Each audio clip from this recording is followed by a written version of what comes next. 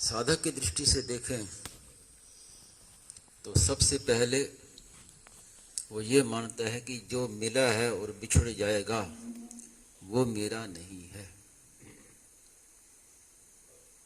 जो मिला है वो बिछुड़ जाएगा वो मेरा नहीं है।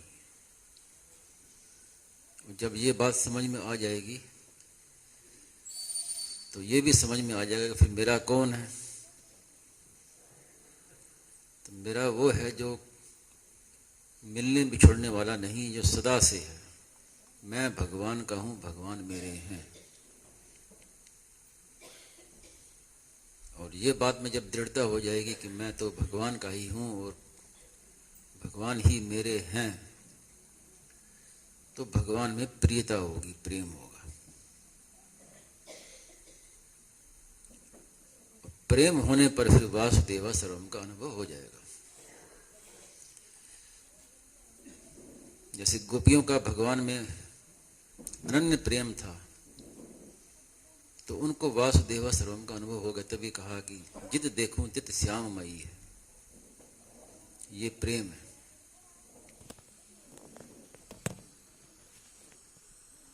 तो वासुदेव सर्वम का अनुभव कैसे हो, महाराज ने दृष्टांत दिया कि गहनों को मत देखो, सोने को देखो।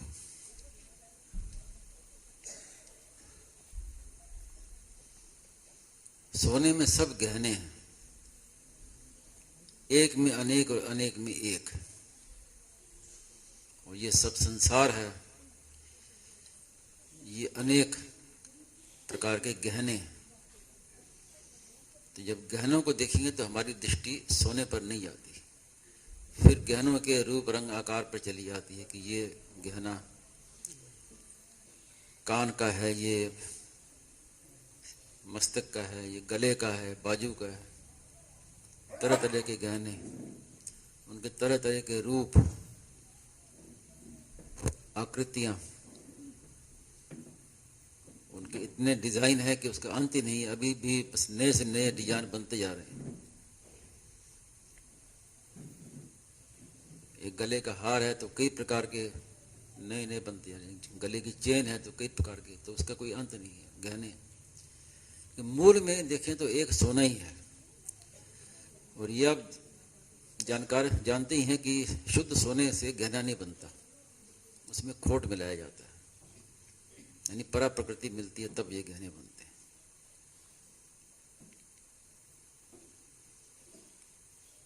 आपको पहले बताया कि एक बार मुरली मनोहर धोरा में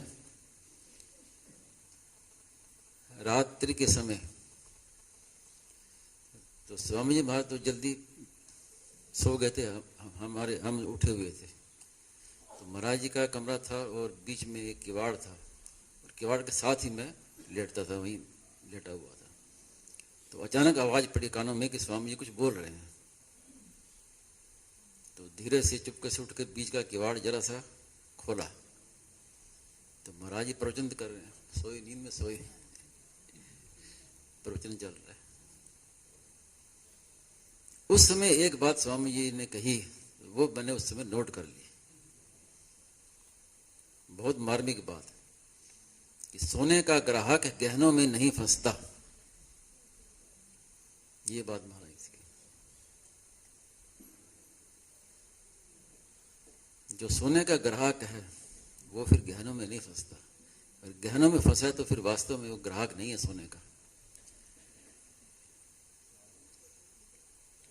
मैंने स्वामी महाराज से बाद में कहा भी कि आप नींद में ये बोल रहे थे कि आपने ये वाक्य कहा। तो स्वामी जी ने कहा कि ये बहुत मार्मिक बात है।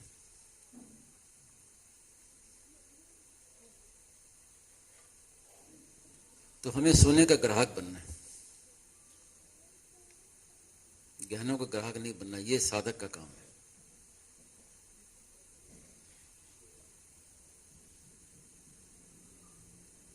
महाराज जी कई बार कहते थे सत्संग में कि अगर मेरा शरीर और रहा 5, 10, 15 वर्ष तो मैं और सुगमता से बताऊंगा परमात्मा प्राप्ति, और सरल कर दूंगा। क्योंकि शुरू से महाराज जी की खोज थी कि जिसके लिए मानव शरीर मिला है वो परमात्मा की प्राप्ति हरेक को कैसे हो, सुगम से सुगम कैसे हो, जल्दी से जल्दी कैसे हो। और ये बात कई बार कही, फिर कई वर्ष बीत गए, फिर महाराज जी ने कहा कि और शरीर रहेगा अगर मेरा तो मैं और सुगमता से बताऊंगा।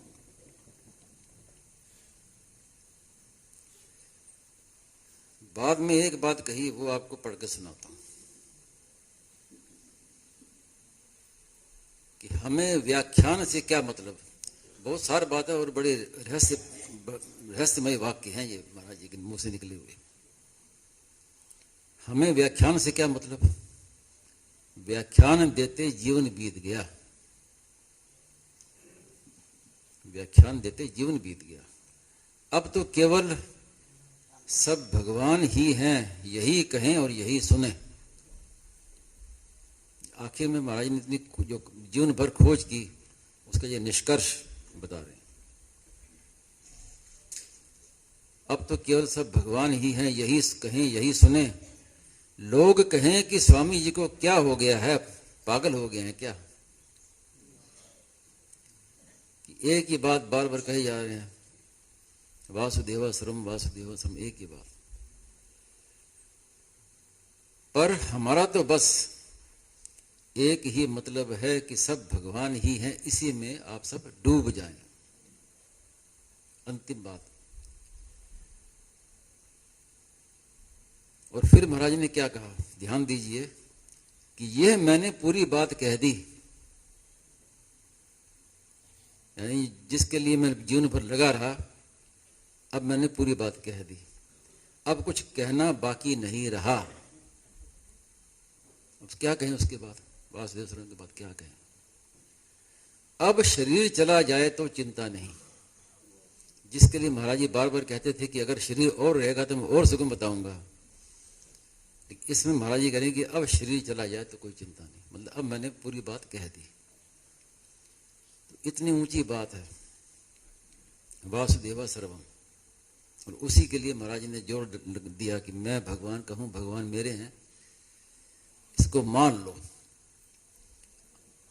मानने का अर्थ स्वीकार कर लो, बुद्धि से मानना नहीं। बुद्धि से मानी हुई बात भूल जाती है।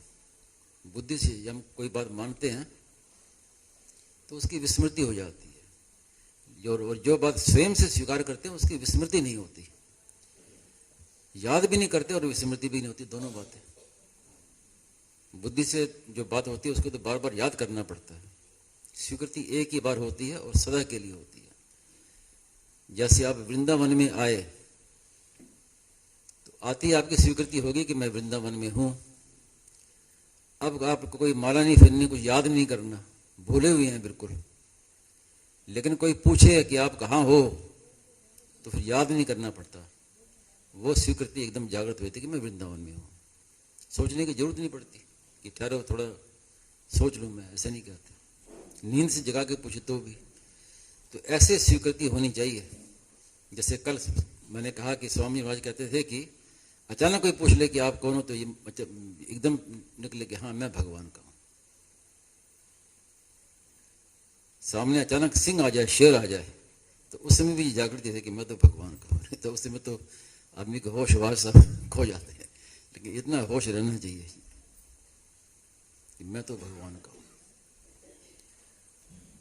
और यही मूल साधन है प्रेम प्राप्ति का, चाहे को वासुदेव सर्वम का। जब प्रेम होगा तो फिर सब जगह भगवान ही देखेंगे। तो अपने इस सत्संग कार्यक्रम में अपने खास सार बात ये लेनी है कि मैं तो भगवान का हूँ, भगवान मेरे हैं, सब कार्य करते हुए भी। इसका अर्थ ये नहीं है कि बाकी सबको छोड़ दें, कुछ छोड़ना नहीं है। पहले जैसे करते आए हैं वैसे यथा योग्य करते रहिए, सबसे व्यवहार करिए, क्योंकि वो जो भी है, जैसे पंचामृत में आए ना, सब भगवान के हैं, तो सबकी सेवा करनी है, सबको सुख देना है, किसी को दुख नहीं देना। लेकिन भीतर में यही भाव है कि मैं तो भगवान का हूं, और भगवान के दरबार में रहता हूं, भगवान के जनों की सेवा करता हूं, भगवान के प्रसाद पाता हूं। तो ये पंचामृत, ये साधन है, ये उसी को वासुदेव सर्वम, जो अंत में महाराज ने कहा ना कि आप शरीर चला जाए तो कोई परवाह नहीं, अंतिम बात कह दी, ये उसका साधन है। जैसे आप यहां रहते हुए भी आपकी जागृति रहती है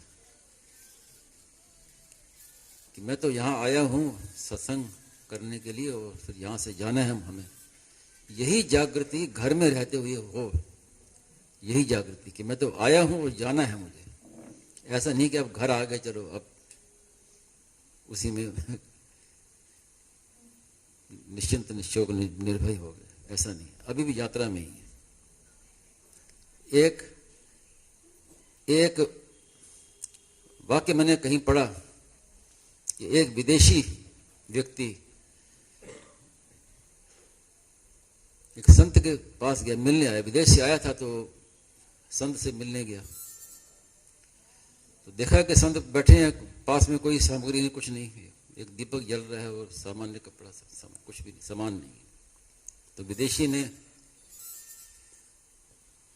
संत से पूछा कि आपके पास बस इतना ही है, बाकी आपके कोई फर्नीचर या और कोई पलंग वगैरह लेटने का जगह वगैरह कुछ नहीं है। तो संत ने उल्टा उनसे पूछा कि तू भी तो अकेले है, तेरे पास भी तो कुछ नहीं है। तो बोला कि मैं तो यात्री हूं। तो संत ने कहा कि वही मैं हूं, मैं भी यात्री हूं। तो ये भाव रहना चाहिए घर में कि हमें तो जाना है। जैसे स्टेशन पर बैठे हैं ना सामान बांध के कि बस जब ट्रेन आए तो अपना चढ़ना है, ऐसे नहीं कि ट्रेन तो खड़ी हो गई और हम अपना सामान बांध रहे हैं, पहले से ही तैयार। ऐसे हर समय तैयार रहना है। मन में यह ना रहे कि अभी तो ये नहीं किया, अभी तो वो नहीं किया। नहीं, मैं भगवान को भगवान मेरे हैं मान लिया, अब जब आए ट्रेन कोई परवाह नहीं, तैयार है सामान, कोई चिंता नहीं। ऐसे हर समय निश्चिंत रहना है, मौत से भी डरना नहीं। जब मर्जी मौत आ जाए, अब तो हम तैयार बैठे हैं, जब मर्जी मौत आ जाए हमारा सामान बंधा हुआ है तैयार। वो ये निश्चितता निर्भयता तब होगी जब हम दृढ़ता से ये मान लें कि मैं तो भगवान का हूं, भगवान मेरे हैं। अब इससे ज्यादा और क्या कहें, बहुत कुछ कह दिया और अंतिम बात आपको कह दी बार बार।